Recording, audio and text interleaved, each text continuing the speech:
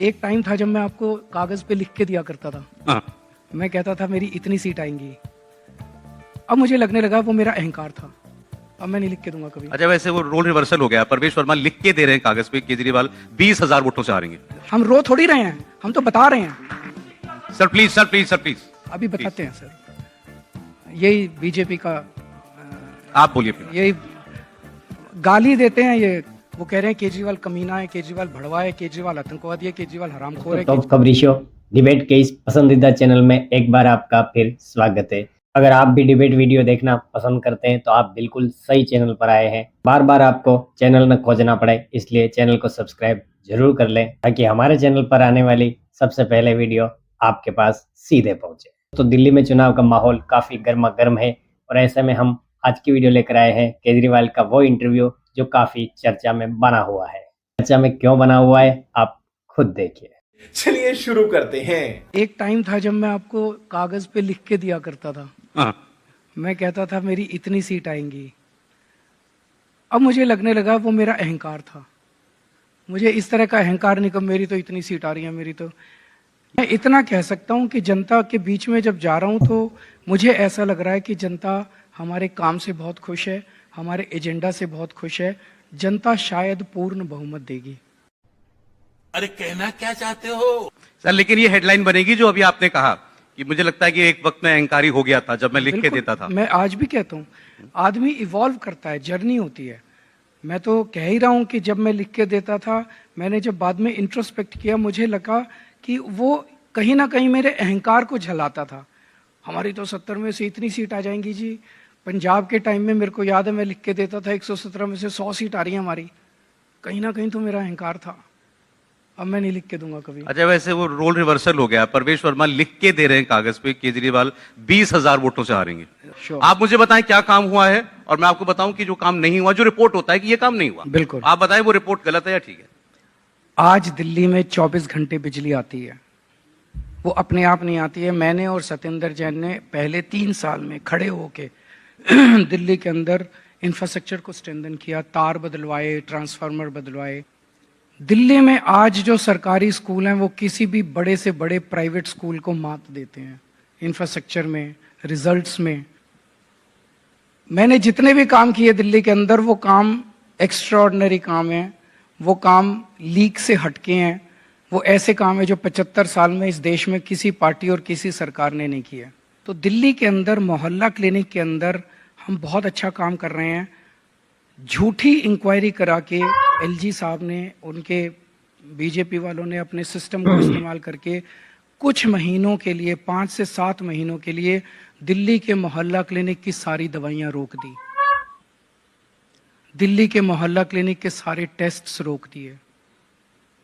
दिल्ली के मोहल्ला क्लिनिक्स के डॉक्टर्स की पेमेंट्स रोक दी। कुछ कुछ निकाल लेते हैं। टेस्ट फर्जी हो रहे थे, हजारों टेस्ट फर्जी हो रहे थे। अब मैं बताता हूँ जो फर्जी हो रहे लैब्स थे, को पैसा मिल रहा था। हाँ, मैं बताता हूँ। इन्होंने आरोप लगाया 5 करोड़ लोग अभी तक इलाज करा चुके हैं दिल्ली के मोहल्ला क्लिनिक में। उन 5 करोड़ में से इन्होंने निकाले कि 65,000 टेस्ट्स फर्जी थे। इनका कहना है। कैसे फर्जी थे? तो उनका कहना है कि एक ही जब टेस्ट करवाते हैं तो उसमें मरीज का फोन नंबर लिखना कंपलसरी है हमारे सिस्टम में।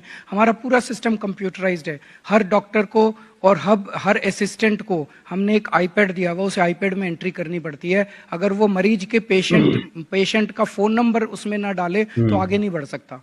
तो फोन नंबर डालना पड़ता है। मोहल्ला क्लिनिक में बहुत गरीब पेशेंट्स आते हैं, उनके पास फोन नहीं होता, तो उसमें डॉक्टर या नर्स अपना फोन नंबर भर देते हैं। तो उन्होंने कहा फर्जी है। इसकी पूरी जांच हो चुकी है, रिपोर्ट आ चुकी है और रिपोर्ट में पाया गया कि कोई भी टेस्ट फर्जी नहीं था। आप जब राजनीति में आए थे तो आपने बहुत बड़े बड़े आरोप लगाए थे और आपने ये कहा था कि ये सारा सिस्टम सड़ चुका है और इस सिस्टम में जितने बड़े बड़े लोग नेता बने हुए हैं वो सब करप्ट है। मैं नाम नहीं लेना चाहता, आपने ऑलमोस्ट सबका ही नाम लिए हुए थे। तो maybe they are paying back. और वजह यह भी है कि आप आज उन लोगों के साथ खड़े हैं। मैंने कभी कंप्लेन नहीं की। आप एक स्पीच कोई भी चला देना, आधे घंटे की स्पीच होती है मेरी। मैं बीजेपी को एक भी गाली नहीं देता।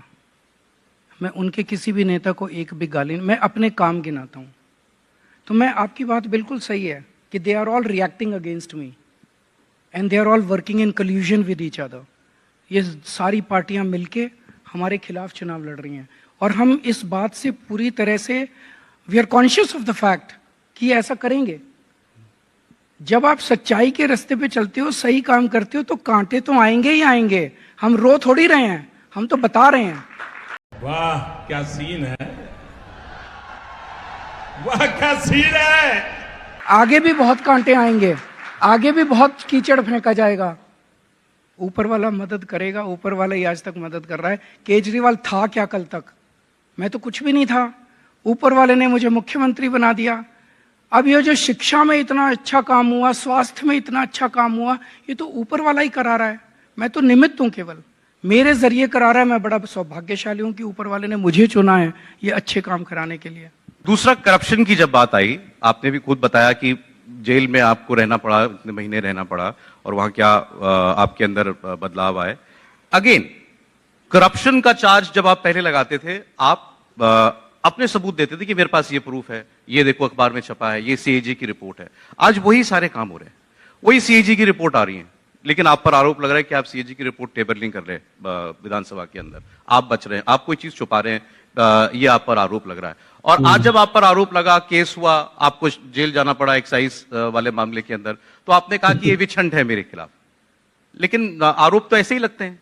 अन्ना आंदोलन में लोगों ने हमें देखा था, लोगों को लगा यार ये लड़के बड़े ईमानदार हैं, ये लड़के बड़े देशभक्त हैं, जिद्दी हैं, पर हमारी जिद भी हमारी क्वालिटी थी। बेटा तुमसे ना हो पाएगा। वो तीनों क्वालिटीज आज भी एग्जिस्ट करती हैं हमारे अंदर। आज भी हम ईमानदार हैं, आज भी हम देशभक्त हैं, आज भी हम जिद्दी हैं। इस देश के अंदर 75 साल की राजनीति में किसने 2 बार मैंने मुख्यमंत्री की कुर्सी को लात मारी है। इस देश में कोई चपरासी की नौकरी नहीं छोड़ता।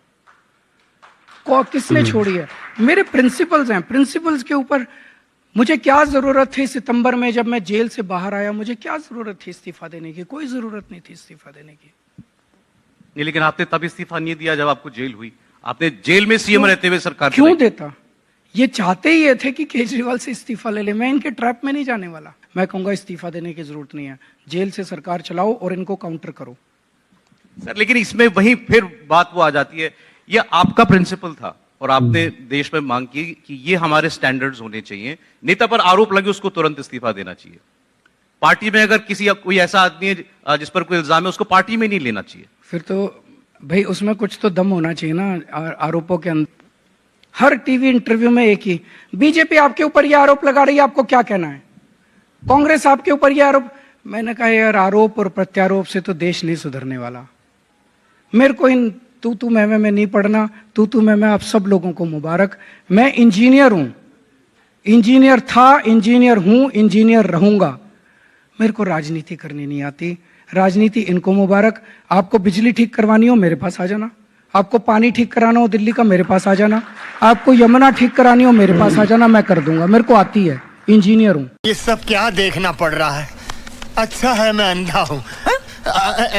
मेरे से इंजीनियरिंग की बात करो। अभी मेरे से पूछो कि दिल्ली में 24 घंटे पानी कैसे दोगे, मैं पूरा फॉर्मूला बता दूंगा। अभी मेरे से पूछो यमुना साफ कैसे करोगे, मैं पूरा फॉर्मूला बता दूंगा। मेरे पास प्लान भी है, मेरे पास फंड्स भी हैं और ये मैं कर सकता हूं। पहले 2.5 साल हम फरवरी 2020 में चुनाव जीते, मार्च में कोरोना आ गया, 2.5 साल कोरोना में चले गए। और उसके बाद इन्होंने एक एक करके ये जेल का नाटक, पहले सत्येंद्र जैन को जेल में डाला, फिर मनीष सिसोदिया को जेल में डाला, फिर संजय सिंह को, फिर मुझे जेल में डाला। अब हमने जिसकी वजह से मेरी टीम बिखर गई। बिकॉज ये कोई एक आदमी का काम नहीं होता, इतने बड़े बड़े काम करना, इसमें टीम वर्क होता है।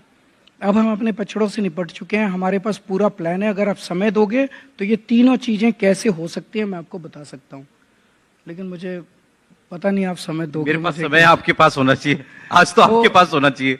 तो मैं आपको बताता हूँ, जैसे दिल्ली में पानी हम 24 घंटे देना चाहते हैं।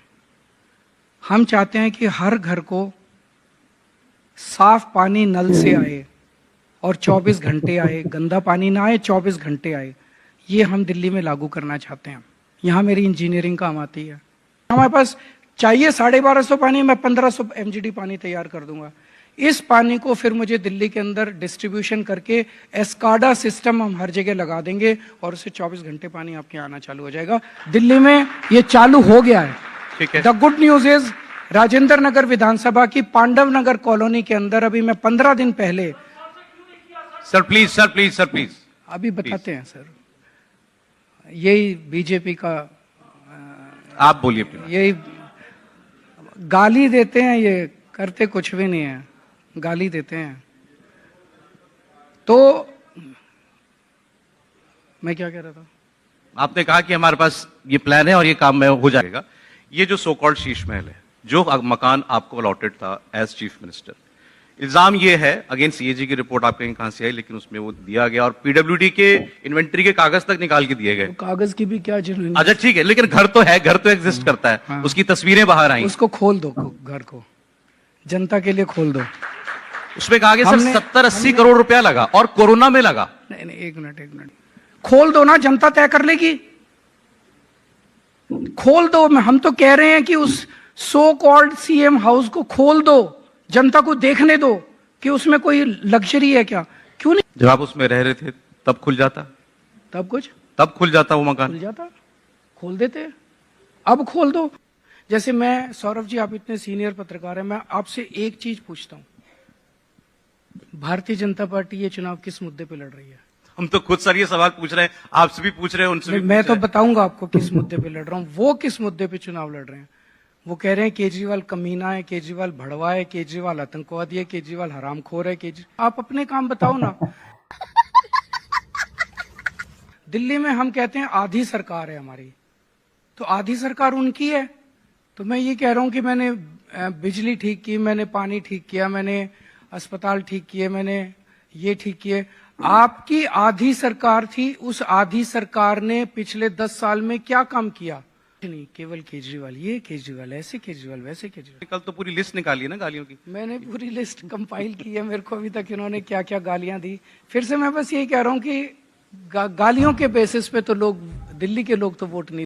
उम्मीद करता हूँ वीडियो पसंद आई होगी। बाकी आप इस पर क्या राय रखते हैं, अपनी राय कमेंट बॉक्स में जरूर लिखें। आपके हिसाब से दिल्ली में किसकी सरकार बनने जा रही है, अपनी राय कमेंट में जरूर लिखें। मिलते हैं किसी नए वीडियो में नए टॉपिक के साथ, तब तक के लिए जय जय श्री राम, जय हिंद।